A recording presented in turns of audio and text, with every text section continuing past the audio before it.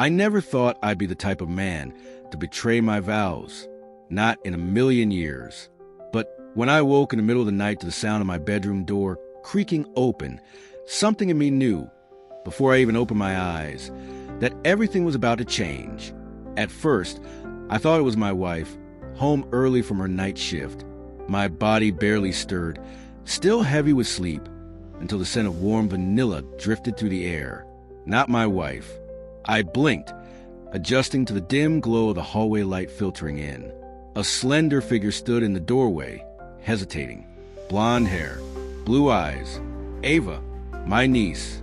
She is 22 years old, who had been staying with us for months while finishing college nearby. The girl I told myself, repeatedly, that I had no business thinking about. And yet, here she was. I pushed myself up onto my elbows, my pulse thrumming in my ears. Ava. My voice came out rough from sleep. What are you doing? She stepped forward, just enough of the light to catch the uncertainty in her eyes. I couldn't sleep. A pause. And I think we need to talk. Talk? At this hour? A part of me already knew this was dangerous. Knew that whatever she was about to say, whatever was about to happen, I needed to shut it down before it got out of hand. But I didn't tell her to leave, and that was my first mistake. I shouldn't have come in here. I knew it was wrong. I knew what it would look like. But lying in bed, staring at the ceiling, all I could think about was him. Uncle Adam. For months, I had tried to ignore it. The way he carried himself. The way his tired eyes softened when he talked to me. The way he laughed more when I was around. The way he looked at me sometimes, like he wanted to say something but couldn't. I told myself it was just a crush. A silly, harmless attraction. But it didn't feel harmless now. Standing in the doorway, I could see the hesitation in his expression. He was waiting for me to explain myself, to give him a reason to tell me to leave. I should have. Instead, I stepped closer. Tell me to go, I whispered. And I will. His breath hitched. A war raged behind his eyes. But he didn't say a word. And that silence said everything. I should have told her to leave. Every logical part of me screamed to end this before it started. To put distance between us before we did something we couldn't take back. But logic and desire don't always speak the same language. Ava didn't move. She just stood there, watching me, waiting. My heart pounded harder than it had in years. Ava, I finally said, my voice low, this isn't a good idea. You are my niece. She nodded but didn't step away. I know. Silence stretched between us, thick and charged. My grip tightened on the sheets, a pathetic attempt to keep myself grounded. I see the way you look at me, Adam, she said softly. And I know you see it too. I closed my eyes for half a second, inhaling slowly. She was too close. I could feel the warmth of her body, smell the soft scent of vanilla and something uniquely hers. You don't know what you're saying, I murmured. Yes, I do. Her voice was steady, but there was something fragile underneath it. Vulnerability. A silent plea for me to be honest.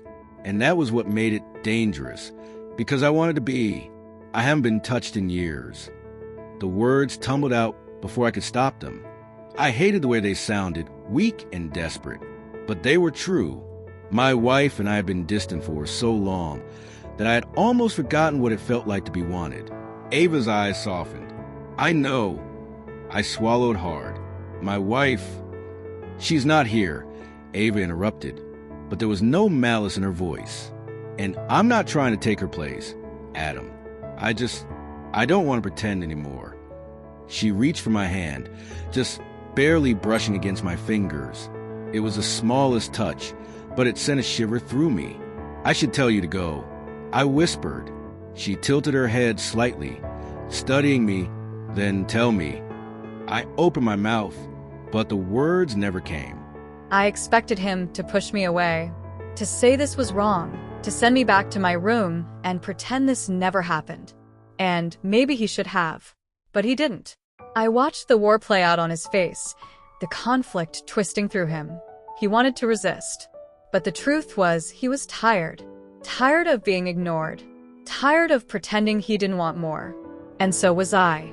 His hand, warm and steady, finally grasped mine. A slow, deliberate movement. "God help me, Ava," he muttered, running his free hand through his hair. "I don't know what I'm doing." I squeezed his fingers gently. "Then let me show you." For a moment, I thought he would pull away, that this was the moment he'd finally come to his senses. But he didn't let go. The weight of her hand in mine felt heavier than it should have, like a choice, a step I couldn't take back. Ava's eyes searched mine, waiting for me to do something, say something. But for the first time in years, I didn't feel like a man drowning in loneliness. I felt wanted, and maybe that was a real problem. I should have let go. I should have pulled away, told her this was wrong, walked to the door, and ended this before it became something I couldn't take back. But I didn't. Her fingers tightened around mine, warm and soft, and before I could think better of it, I reached out with my other hand, brushing a strand of blonde hair from her face. She leaned into my touch, her blue eyes searching mine for permission, and I gave it, slowly, cautiously. She moved closer, and before I could second-guess myself, our lips met. It was soft at first, barely more than a whisper contact, but the moment I felt her warmth, something in me broke open. I deepened the kiss, threading my fingers into her hair as she pressed against me. It was intoxicating. The scent of vanilla lingering on her skin, the way her hands gripped my shoulders like she'd been waiting for this as long as I had. I knew I should stop, knew this was crossing a line I could never uncross. But the feel of her lips against mine, the way she sighed into the kiss, sent a rush through me I hadn't felt in years. She wasn't hesitant. She wasn't pulling away. Neither was I. I had imagined this moment more times than I wanted to admit, but reality was so much better. His touch was firm but careful, like he was afraid I might disappear if he wasn't gentle. The roughness of his stubble against my skin sent a shiver down my spine, and I wanted more. I had spent months convincing myself that this was nothing more than a silly attraction, that the way he looked at me sometimes was just in my head, that I could live under this roof and pretend I didn't want him. But now that I had him, I wasn't sure I could stop. I kissed him deeper, my hands sliding up his arms, feeling the tension in his muscles. He wasn't just standing there, letting this happen. He wanted it too. And that changed everything. The moment I felt her hands on me, I nearly lost my grip on reason. I was kissing her, touching her, letting myself feel things I had buried for so long I had almost forgotten what they felt like. Her body molded against mine, warm and inviting. And for a second, I forgot where we were. Forgot that the walls weren't as thick as I wished they were. Forgot that this wasn't just some reckless night in my youth. I was married. My wife was at work. And yet, I wasn't stopping. Ava pulled back slightly, her lips parted, her breathing just as uneven as mine. Her eyes searched mine, looking for hesitation. But there wasn't any. I wanted this. I wanted her. And as she reached for me again, I knew, whatever this was, wherever it was leading, there was no turning back now. Her lips trailed down my neck, and for a brief second I tensed. "Stop," I murmured, my hand instinctively moving to her shoulder. "No marks." Ava pulled back just enough to meet my gaze, a small, knowing smile playing at her lips. "I know," she whispered. "I won't," she continued, slow and deliberate, her lips grazing over my collarbone, down my chest. My breathing hitched as her fingers traced along my skin, feather-light but searing. This was dangerous. This was reckless. And yet, I couldn't bring myself to stop her. She moved lower, her hands sliding along my sides, her touch sending electricity through me when she reached the waistband of my underwear. Her fingers hooked into fabric, pausing just long enough for me to realize exactly where this was heading. A rush of heat coursed through me, a mixture of anticipation, and something dangerously close to surrender. "Ava," I said, my voice strained, unsure if it was a warning or an invitation. She looked up at me, her blue eyes filled with something I couldn't name, something that made it impossible to tell her no. And then, a sound in the distance, the faint hum of a car engine outside. Reality crashed over me like a wave, dousing the fire in an instant. My wife. I sat up abruptly, my heart pounding for an entirely different reason now. "Ava, we have to stop," I said more forcefully this time. She blinked, momentarily caught off guard by the shift in my tone. But then she nodded, pulling back, her expression unreadable. A beat of silence stretched between us, thick with the weight of what almost happened. I ran a hand over my face, exhaling shakily. "This can't happen again." Ava studied me for a long moment before finally nodding. But something in her eyes told me she wasn't convinced. And maybe, deep down, neither was I. I knew exactly what I was doing. I'd wanted him for months. Ever since I moved in. Ever since I started noticing the way his shirt clung to his chest, the way his voice deepened when he was tired, the way he carried himself with a quiet confidence that made it impossible to ignore him.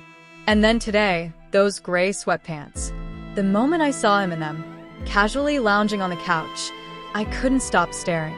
The way the fabric rested against his body left little to the imagination, and my stomach tightened at the sight of it. I shouldn't have been looking, but I was. And once I saw what he was working with, my mind was made up. I wanted him, and I was going to have him. So when I slipped into his room, my heart racing, I wasn't nervous. I was determined. The moment he realized it was me, I saw the hesitation in his eyes. But he didn't push me away. He didn't stop me when I leaned in, when I pressed my lips to his. And when I kissed down his neck, I felt the way his breath hitched, how his body reacted to my touch. "Stop," he murmured, his voice rough. "No marks." I smiled against his skin. "I know," I whispered. I kept going, kissing lower, letting my hands roam over his body, feeling the way his muscles tensed under my fingertips. I wanted to memorize every inch of him, to explore him in a way I'd only imagined. When I reached his waist, my fingers slid beneath the elastic of his underwear, my breath catching in anticipation. Then, he stiffened. "Ava, we have to stop." His voice was different now. Firm. Final. I looked up at him, searching his face, but he wouldn't meet my gaze. Disappointment settled in my stomach, but I nodded, pulling back. I wouldn't push him. Not tonight. But the way he looked at me just moments ago, the way his body responded to mine, I knew this wasn't the end. Not even close.